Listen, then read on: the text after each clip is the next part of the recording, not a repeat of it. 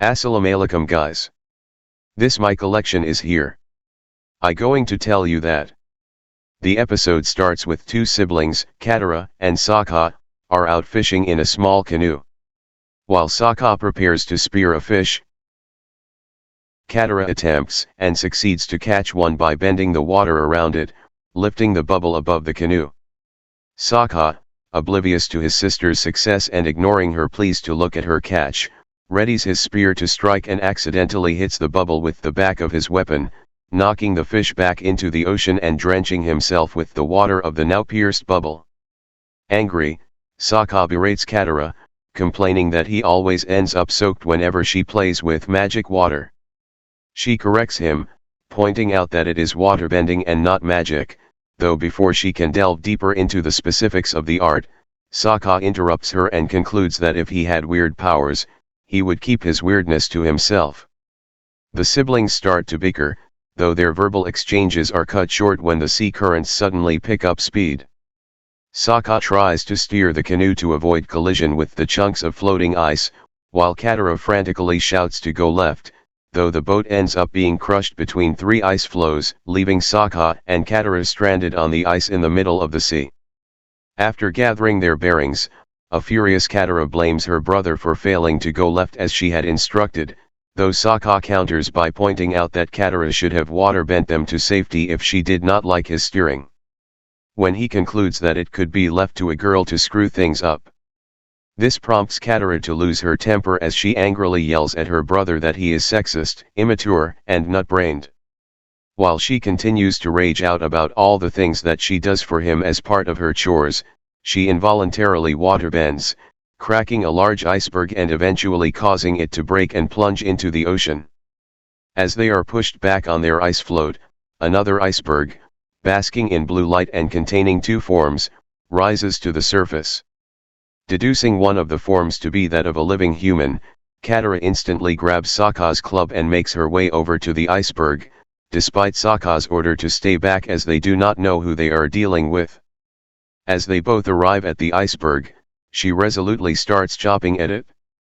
After several strikes, she is blown back by a gust of air escaping from the hole she managed to make. The two siblings watch in astonishment how the ice breaks from that point and, when the iceberg cracks in two, a bright column of light shoots high into the sky.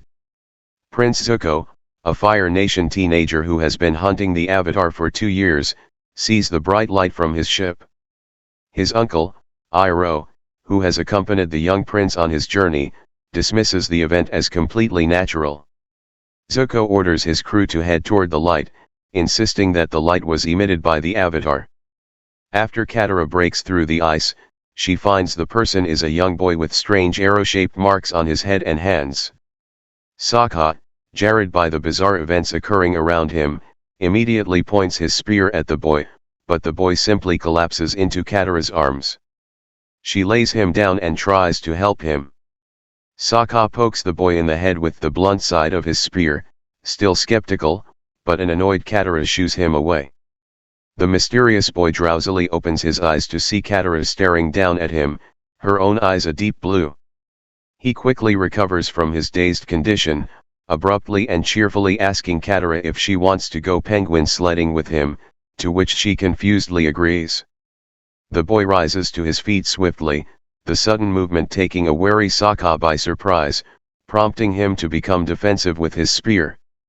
When the boy, himself surprised by Sokka's aggressiveness, inquires as to what is happening, Sokka angrily demands to know how Aang became trapped in the ice, only to hear the boy say that he does not know as he nudges the point of Sokka's spear, now pointed directly at his face at close range, aside casually.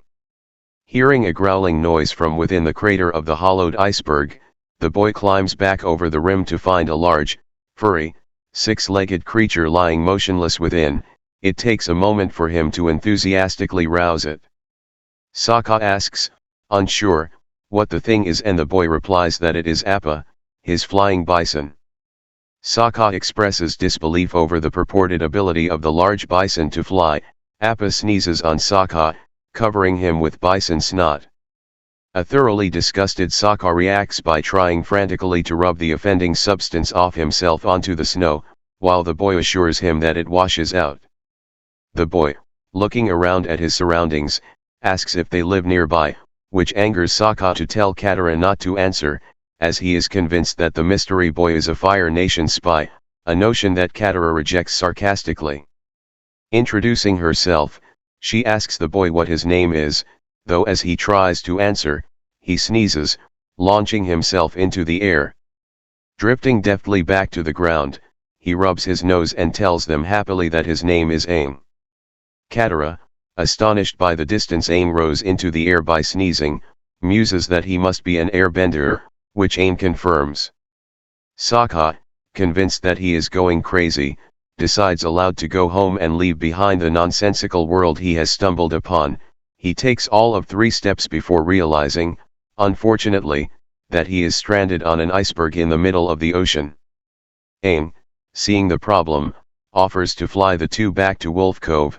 Katara happily agrees, while Sokka refuses at first, agreeing after a few seconds only when he realizes he has no other choice. The group gets on Appa's saddle, with Sokka still grumpily refusing to believe that Appa can fly.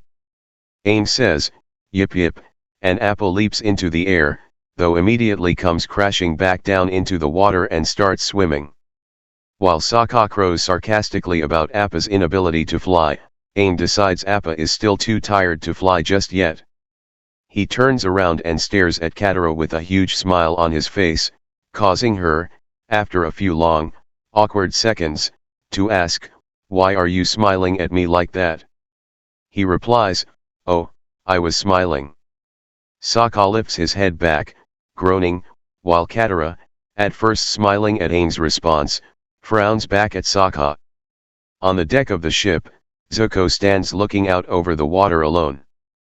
Iroh briefly tries to convince him to sleep, telling him that he will, like his ancestors, fail to capture the Avatar even if they do find him. The prince refuses to accept it, believing that he will succeed because he seeks to regain his honor through the endeavor, a trait none of his ancestors shared with him. After some time on the water, a curious Katara asks Aang if he knows the fate of the Avatar.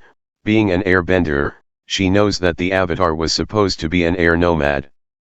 Aang awkwardly states that he knew people that knew the Avatar but did not know the actual Avatar himself. A disappointed Katara drops the subject, leaving Aang looking guilty. Falling asleep on Appa's back, Aang has a dream, in which he recalls his last moments before being encased in the ice. In it, he and Appa fly through a terrible storm near the South Pole. He remembers the both of them being buffeted by the full fury of the gale, struggling vainly to escape and eventually being forced under the waves. As Aang began to lose consciousness, however, his eyes and tattoos began to glow and he created a bubble around himself and Appa, which he froze solid. As the ice thickened, Aang is abruptly jolted awake by Katara, finding himself in a tent in the Wolf Cove. Katara is eager to introduce him to the rest of the village and Aang dresses quickly with Katara watching. She notices with surprise the arrow markings running along his body and gasps. She does not say anything, however, and as soon as Aang is completely dressed, she pulls him along and introduces him to the entire population, which is composed of a small number of women and children. Sokka watches from a short distance away. Aang bows to the villagers respectfully, accidentally eliciting a response of fear from them, and they hurriedly take a few steps away from the airbender, to the unhappy surprise of Aang and Katara. Aang asks Katara, in a hushed voice, why they are looking at him this way and wonders if Appa, unnoticed by him, has sneezed on him. As he checks his clothes for bison snot, an elderly woman steps forward and addresses him, explaining that, owing to the 100-year absence of airbenders from the world, they believed them to be extinct. The use of this specific word does not escape Aang, who repeats the word in disbelief before Katara introduces the woman as her grandmother. She herself insists on being called Gran. Abruptly interrupting the conversation, Sokka redoubles his interrogation of Aang, snatching his staff and examining it closely, viewing it through the lens of war. He assumes it is a weapon and somewhat derisively deems it a failure, having blunt ends which are incapable of stabbing. Snatching the staff back from Sokka with a quick burst of airbending, Aang tells him that its purpose is not stabbing, but airbending.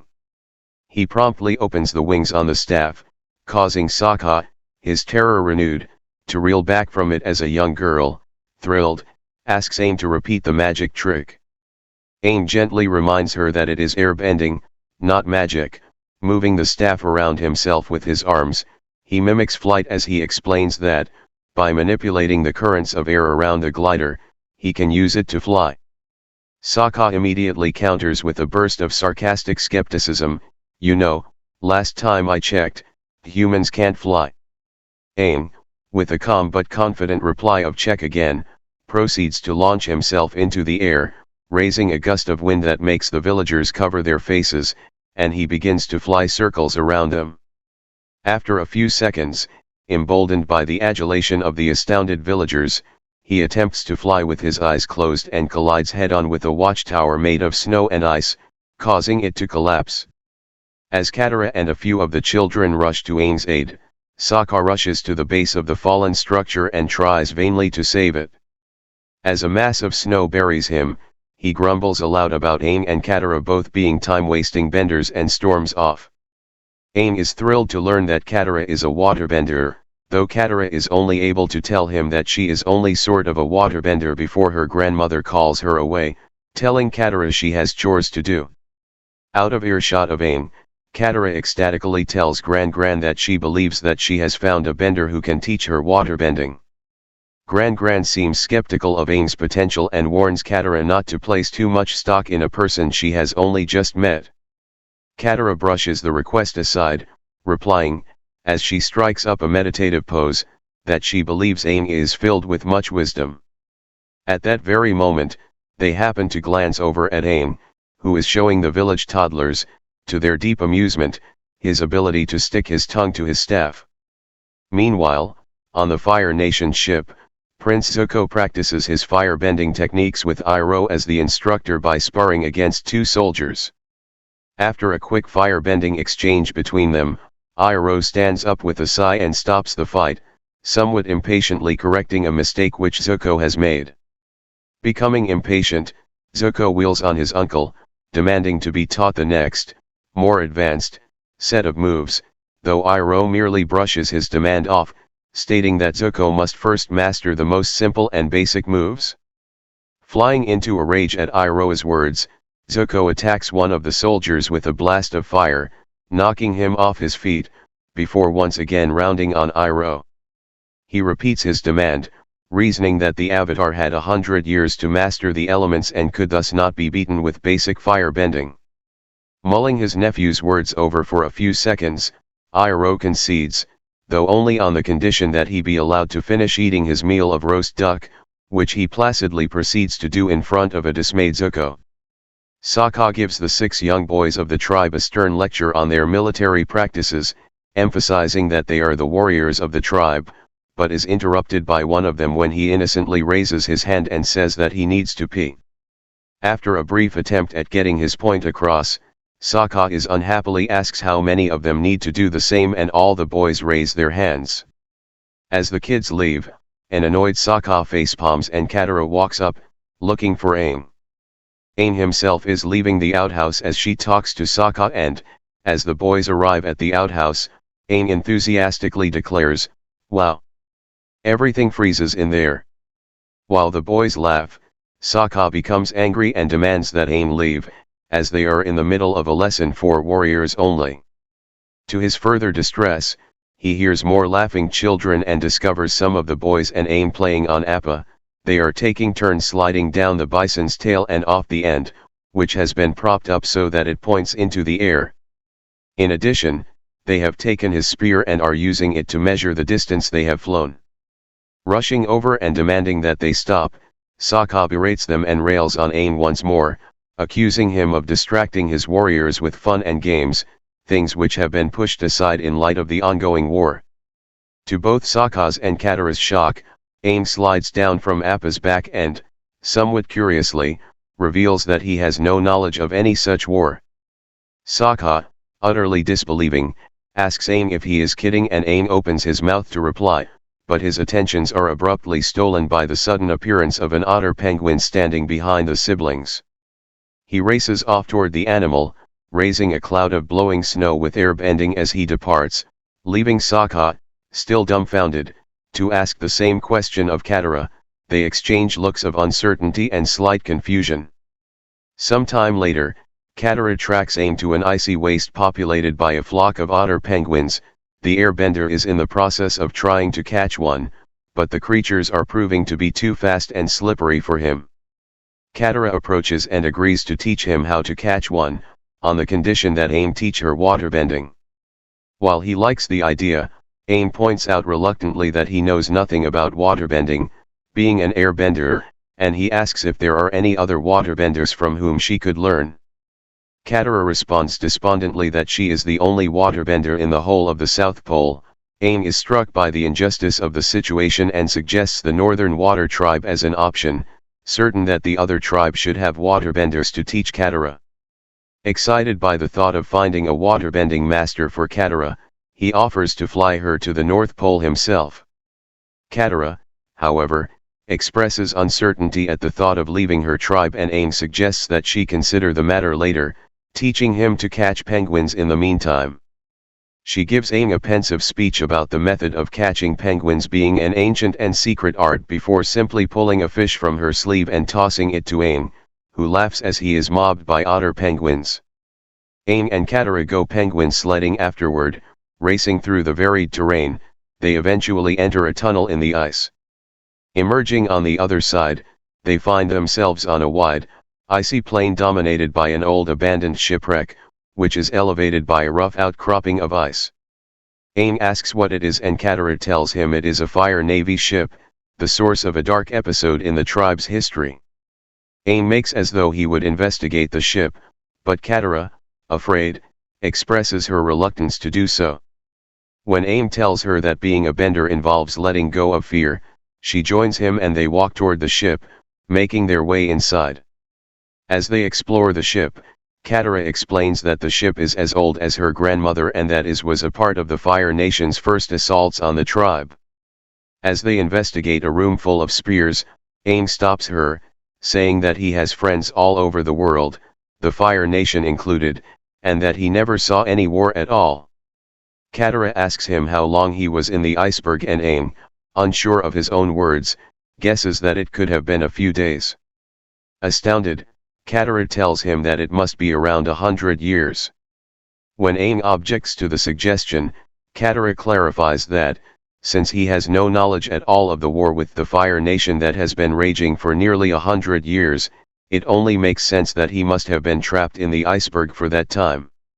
Horrified, Aang collapses to the metal floor and Katara tries to comfort him, telling him there might be a bright side to his situation. Aang, perking up upon hearing this, says in a somewhat happier tone that he got to meet Katara. He takes her hand and they walk back to the hallway. As Aang investigates another room, he accidentally triggers a tripwire. The booby trap imprisons them in the room by obstructing the doorway with metal bars and fires a single flare high into the sky above the ship. Noticing a hole in the ceiling, Aang grabs Katara and, telling her to hold on tight, launches them with airbending through the opening. From the deck of his ship, Prince Zuko, having seen the flare, watches through a spyglass as two small figures jump down the side of the ship. Realizing he has found the last airbender, he comments that the bender is quite agile for his old age and yells to a soldier standing behind him to wake his uncle and tell him that he has found the avatar. Looking through the spyglass again, he tracks the two figures and scouting ahead in the direction they are running toward, his eye lands upon the tiny village in the distance. As he lowers the spyglass, squinting into the distance, Zuko adds quietly that he has also found the avatar's hiding place.